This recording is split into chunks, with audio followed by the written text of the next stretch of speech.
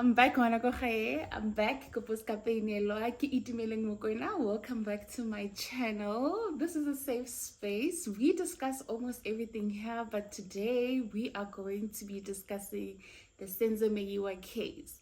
This is one of the most followed case in South Africa right now. There are a few cases that I'm following, but this one has to be one of the biggest, okay?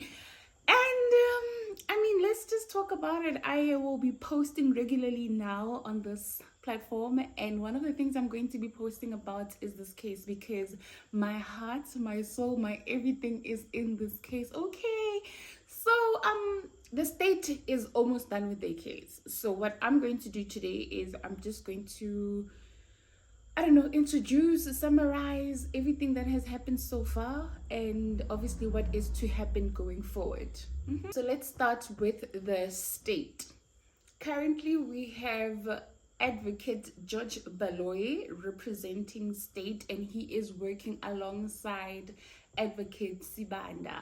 We have been seeing Advocate Sibanda coming through on the evidence that would involve transactions like bank transactions or cell phone evidence. That's where he came in.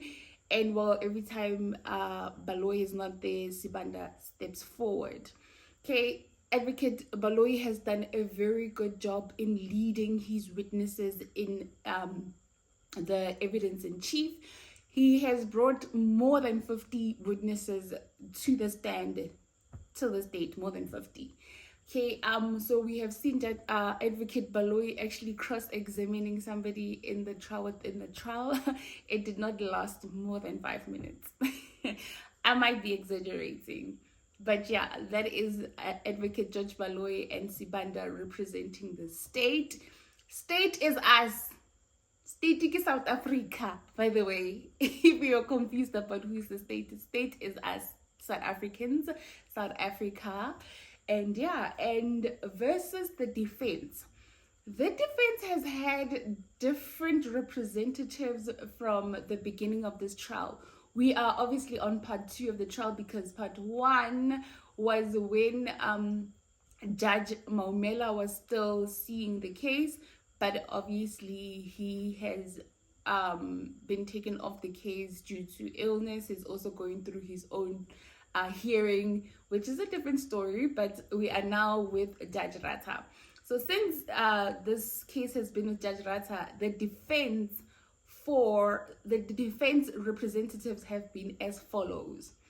Before the trial within the trial, accused number 1 and accused number 2 have been represented by Mr. Ramosepile, and then accused number 3 was represented by Advocate Munisi, and then accused number 4 was represented by Advocate Numalo. I'm not sure if Numalo is an advocate, but I think he is an advocate. Advocate Numalo, and then finally accused number 5 is being represented by Advocate Mshololo. So during the trial within the trial, we were introduced to Mr. Ngomezulu. Mr. Ngomezulu was there to assist Mr. Ramosepile with the trial within the trial, but he has then ended up staying. Mr. Ramosepile was then fired by accused number 1, and he hired Mr. Ngomezulu to represent him in the main trial. And that was a bit dramatic because everything happened in front of court, where Mr. Ramosepile came and told us that he received a call from, I think it was legal aid, to say A, B, and C. But I don't even think it was legal aid. I think it was, I don't know if he actually, do you guys remember how Ramsey found out that Ngomezulu will not be representing accused number 1? But even before that, Ramsey himself, when he came in to represent accused number 1 and 2, I think they were being represented by Titi Tobane. They were being represented by Titi Tobane before, and Titi Tobane was working with Tefo.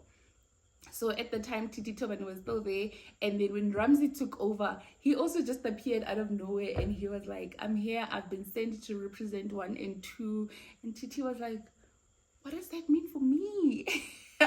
But anyway, that's exactly what happened to Ramsey as well. That's how Mr. Ngomezulu managed to find himself in the main trial. So that is the representatives for the defense. I don't know if those 5 people are the best people to represent those 5 accused, but I also don't feel that they are doing their absolute best to represent the 5 accused. My opinion. Okay, and then we move on to Judge Ratha. So Judge Ratha is a retired judge. He was called to oversee this matter when Judge Maumela was removed of the case because he was not feeling okay. I think he was hospitalized for a while, and then there was also a lot happening with Judge Maumela. I'm also following that hearing, even though it has paused for a while since he was hospitalized. But anyway, Judge Ratha, retired judge, he was actually a soccer player before he went into the law profession. He used to play for Orlando Pirates. He also played for Kaizer Chiefs. He is also, I don't know, part of the founders of Kaizer Chiefs or something. He played a big role there within Kaizer Chiefs. So very, very much in touch with the soccer side of things, Judge Ratha. And then obviously he retired as a judge. He was an acting judge for a while before he became before he was appointed as a judge, and then essentially later he retired, and now he's back. For me, I really enjoy Judge Ratha. I feel like Judge Ratha is very educational, and I know that is a very unpopular opinion. When Judge Ratha first joined this case, everybody was super excited, but as they learned the type of judge he was, people were like, we're not too sure about this judge. He's too forward. He speaks too much. He interrupts. He blah, blah, blah. But I like that about Judge Ratha. Judge Ratha will help defense and say, I'm not sure that's the type of submission that you are trying to make right now. Do you want to amend it? And counsel will say, actually, you know what, you're right. I would like to rephrase, or I just don't want to do that question again. So that's Judge Ratha. And he goes into detail. He explains a lot. And if he's confused, he stops you and he says, I don't understand. And I don't want to be finding myself back at home at night trying to debunk what happened today, and I don't understand. So explain to me before you go. And one thing about Judge Ratha, he's very conversational, especially with the witnesses after they've testified. Like, he'll be like, oh, okay, so you said this. What does that mean? And then after he has that conversation with the witness, he'll look at the counsel and say, are there any questions arising from what I am saying? And if there is anything, then they'll come back and ask, you know. So I like that type of judge. I think he's doing a great job. So we are in good hands with Judge Ratha, my opinion. Let's talk about the Meyiwa family, right? We have SENZO Meyiwa, who has been very vocal from the moment this incident happened. He has been on the media telling us about his opinion, what he thinks has happened, what he has heard, what people have said to him. He has been on a podcast lately, on McG's podcast and Chill, expressing his opinion, obviously, of what is going on and what he thinks of the current happenings on this case. He made a point on the witnesses that have actually testified in this case, one of them being Tumelo. He said on the podcast that Tumelo is scared of telling the truth. So when Tumelo is drunk or has been drinking, Tumelo will out of nowhere say that he has a long way, like something about long way, and make reference to the fact that long vele uyo bathumelela abantu, meaning Longwe is the one who sent these intruders to the house. But he also turns around and says that there were no intruders. So it's like very confusing to understand where he stands.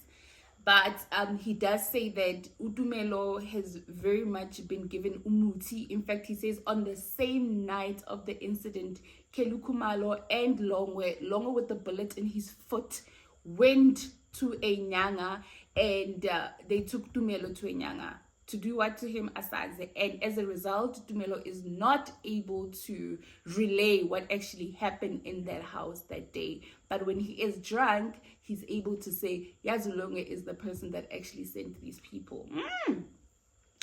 Sfiso also says a lot of things. He says that Ivan Koza is the one that told him that Senzo was shot by mistake because people were fighting in the house, and people were fighting in the house because one of Chikotwala's sons, Ulongwe Twala, got to the house and he found his girlfriend there, and the girlfriend was busy with somebody else being Tumelo or Mtogozisi, I'm not sure. And then a fight erupted, and then a gun came out, obviously from Longwe. Longwe shot Usenzo by mistake, and then he also shot himself. Obviously, Ivan Khoza has provided an affidavit which Advocate Baloyi has presented to the court, and he is saying in that affidavit, I have never said these things. I've never said such to anyone. Okay, will Ivan Khoza be coming to court to testify? Well, Mr. Ngomezulu said he's going to subpoena him. Is he going to be successful? I could say maybe, but that's what Mr. Ngomezulu is saying. That is the defense, and the defense is very close to presenting their cases, so probably we're going to be hearing from Mr. Ivan Khoza. Sifiso also said on the podcast that the witnesses that are going to tell the truth are coming. So I don't know if he is aware of who is going to be coming to tell us the truth. Sifiso also made it clear that Brigadier Gininda is the one who has been masterminding this whole thing. He also said that case 375 is actually the docket that charges Brigadier Gininda. I'm not sure how true all of this is. He's never been to court and actually said all these things under oath. So everything he has said, he has been saying it on the media. And for me, I find it very difficult to follow information that is on social media.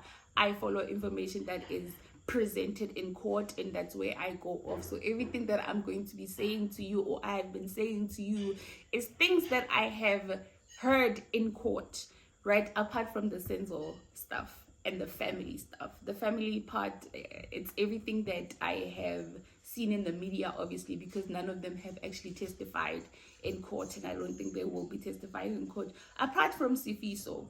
Okay, other family members, Senzo Meyiwa's father actually passed away, and by the time he passed, he also still did not know who murdered his son. He had his suspicions, and he was also very vocal about his suspicions, but he left this world not knowing the people that are actually responsible for murdering his son.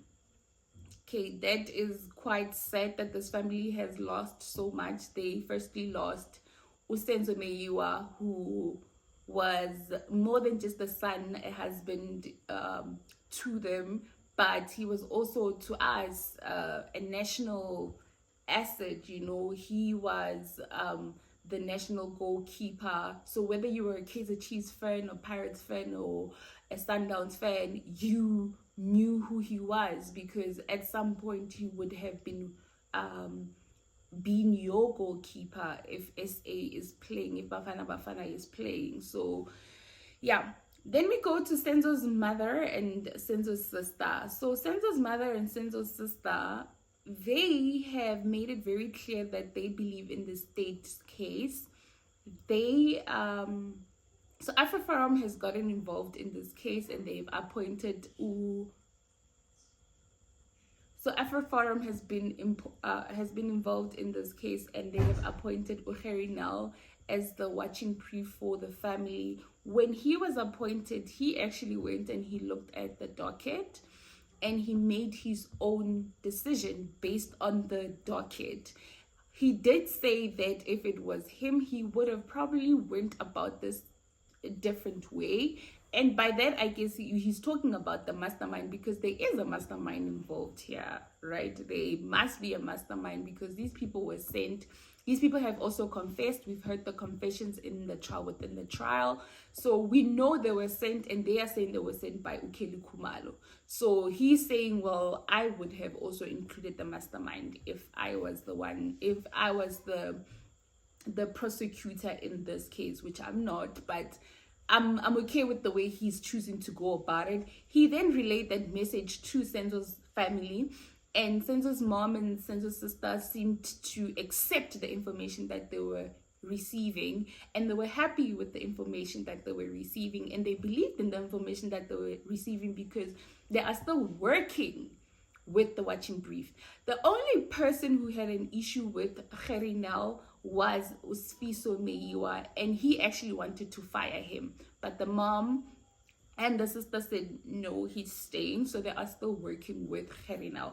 So when I say family, there's obviously two opinions in the family. There's SENZO Meyiwa, who believes that the state is lying and information's been cooked, and then there's the mom and the sister who believes that we have the right people, we just need to see justice follow through, right? That's the family.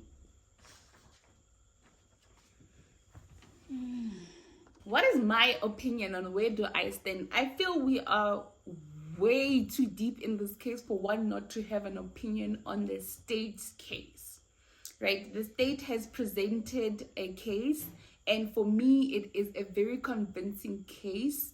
There is some inconsistencies in the case, in the state's case, but based on what I have heard in court, and when I say I have heard is through the evidence in chief, through the cross-examination, and basically also through what Judge Ratha will say to that witness after. Judge Ratha is very uyabua, he speaks, so you will pick up things when he speaks. So immaterial things like the house was cleaned. Yes, the house was cleaned, but as the ballistic expert said, that the house might have been cleaned, but I was still able to do my job. So yes, the house was clean and the scene was contaminated, but the level of contamination was not to a point where I couldn't do my job and still be able to pick up things, right?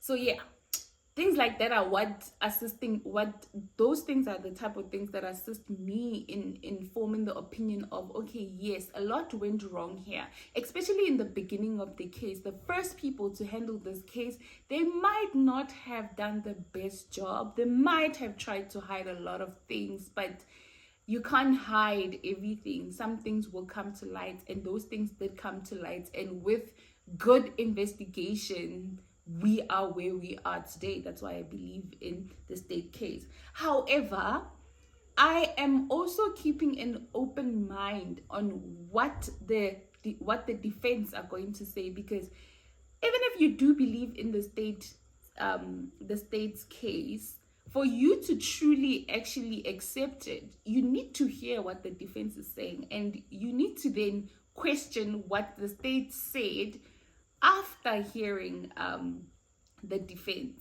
right? So we're still not very far, right? We are literally at halfway point, because now we have to hear what the defense are saying about the accusations that have been put forward. And if judging by what was happening in the trial, within the trial, where accused number 1 and accused number 2 went on the stand and said that their representation, which was Mr. Ngomezulu and Ramasipele, they did not tell them to put those submissions to the court. So the versions that were put by Mr. Ngomezulu and Ramasipele were not the accused's versions. So every version that has been put forward here in the main trial, I've also been listening to it with the open mind of, well, these accused could get here and say, it was not me. I've never said that. Every time Mr. Ngomezulu stands up and says, accused number 1 will come here, he did the exact same thing in the trial, within the trial, and accused number 1 did not come and say those things. He said that, Buzani Ngomezulu, ask him. You see what I mean? So I'm waiting to hear the version of the defense. I'm also very interested in hearing or seeing the witnesses that Ngomezulu has promised, because he has promised a lot of witness, and he's also promised that if those witnesses are not going to come, I'm going to subpoena them, and he's well in his right to subpoena them. But I'm not sure if you want a witness that you have subpoenaed to speak on your behalf. I think that's going to be a very hostile witness. That's just my opinion. Before we even get to the defense part, right, Mr. Ngomezulu has said that he wants Brigadier Gininda here. Of course, they met at the trial, within the trial, but he wants him like in the main trial. And obviously the trial within the trial didn't go so well, because Mr. Ngomezulu was also having a moment there with Brigadier Gininda, asking him if you remember me, and Brigadier was like, me, I don't remember you, my brother, apart from here. So I don't know if he was feeling some type of way because the Brigadier did not remember him, but high and low. And Brigadier Gininda is, you know, his 10-piece suit is go dry cleaning, and it is ready to go. The fact that Brigadier Gininda is studying an LLB qualification, it makes his testimony so tricky. It makes it so tricky, especially for the defense, because of the type of lawyers we are dealing with, right? I'm pretty sure if we were in a different court, the outcomes of this case would be very different. And I don't think it would have taken us this long to get here if we were in a different court, or if the defense had different representation. That's just my opinion. The public interest, as Rona, you know, I know we are divided. In fact, there's like three. The third group, I don't really count it because there isn't a lot of people who are like that. But at this point, a lot of people believe in the defense case, and a lot of people believe in the state case. If you don't believe me, just go on YouTube when the case is playing and go to the comment section. It is wild. It is wild today, okay? But don't, like, in fact, deactivate the comments, because if you're busy in the comment sections, you're not going to follow the case. And if you're not following the case, you're going to get lost. But anyway, there's a lot of people. So I feel that the defense has a lot of representation online. The case, there are a lot, the defense, there's a lot of people that are talking about this case. When I say people, I'm not talking about news, I'm not talking about journalists, I'm talking about normal citizens like myself, who works wherever and does whatever and is not in any way part of the law profession, right? Those type of people are still following this case, because as I said, the person that is the victim in this whole incident is a national asset. So a lot of people are interested. So I want to contribute to the conversations that we normal laymen are having about this case. I feel like there's a lot of representation from the defense side. I haven't seen a lot of representation from the state side. Maybe it's because, I don't know, maybe I'm just getting the wrong videos on my timeline, but I'm seeing a lot of defense. And I'm here to say that the state is doing a great job. Yes, the defense is also trying, obviously, to discredit the witnesses. And some of the discrediting that you guys are doing, guys, you're going overboard. But I guess you gotta do what you gotta do to make it seem like you still have a case. But I'm also here to say that Baloyi, you've done a great job. Sibanda, you've done a great job. Judge Ratha, you're doing a great job. We are looking forward to hearing what Ngomezulu, Ramsepile, Mnisi, Numalo, and Shololo are going to say on behalf of their clients. Will their clients actually take that stand and tell us what happened on those days and explain to us where Baloyi has linked them with cell phone evidence, the ballistic, the ballistic evidence is a bit too much for everybody, I believe. A lot of people are getting confused. I saw fact checker there also getting confused. All I'm saying is, let's wait for it to play out. To the people that are saying, how dare we believe the state over the defense? The state is us. It's us. We are not the defense. As a South African, you belong to the state.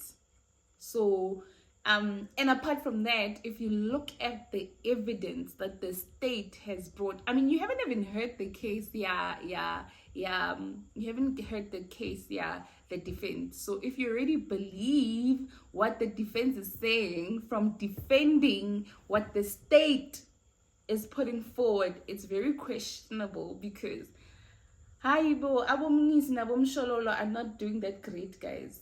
they're not doing that great. They are underprepared.